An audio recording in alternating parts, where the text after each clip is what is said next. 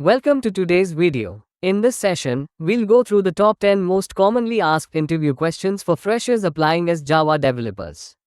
Whether you're just starting out or preparing for your first tech job, these questions will give you the confidence to crack your interview. Let's dive in. Question 1. What is Java, and why is it platform independent? Java is a high-level, object-oriented programming language developed by Sun Microsystems. One of the most powerful features of Java is that it is platform independent.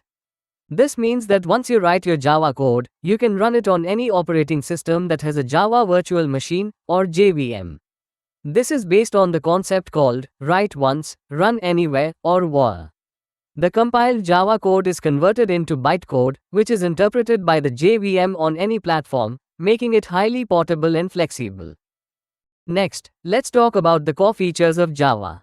Java is an object-oriented language, which means it organizes software design around objects and data.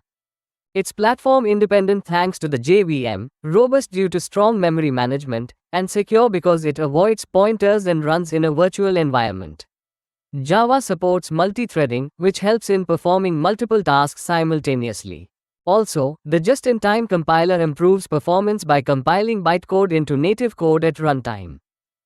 This is a classic question. What is the difference between JDK, JRE, and JVM? JVM stands for Java Virtual Machine. It runs the Java bytecode and makes Java platform independent. JRE, or Java Runtime Environment, includes the JVM and all the class libraries needed to run Java applications. On the other hand, JDK stands for Java Development Kit, which includes the JRE plus development tools like the compiler, debugger, and more. So, in short, JDK is for development, JRE is for running, and JVM is the engine. Next, we have a commonly confused concept, the difference between equals and equals in Java. The equals operator checks if two references point to the same memory location. It's used for reference comparison. In contrast, the equals method checks if two objects are logically equal, meaning their content is the same. This method is commonly overridden in classes like string to compare the actual values, not memory addresses. Question 5. What is a constructor in Java? A constructor is a special method used to initialize objects. It has no return type and shares the same name as the class. It gets automatically called when you create a new object.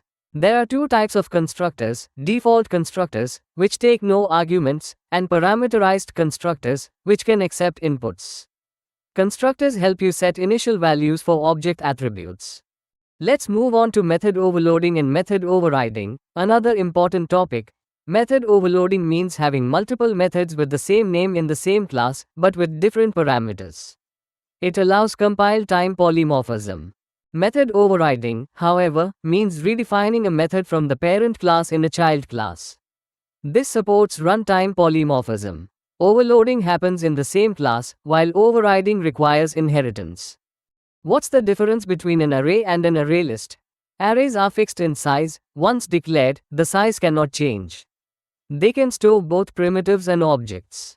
On the other hand, array lists are part of Java's collection framework and can grow or shrink dynamically. They only store objects and offer methods like add, remove, contains, and more. So, when flexibility is needed, ArrayList is preferred. Let's look at access modifiers. These define how accessible a class, method, or variable is. There are four types. Public means the element is accessible from anywhere. Private means it can only be accessed within the same class. Protected allows access within the same package and by subclasses.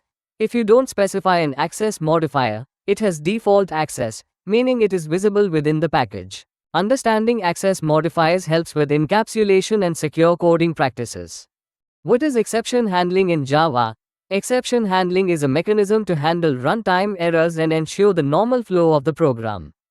Java provides 5 keywords for exception handling: try, catch, finally, throw, and throws.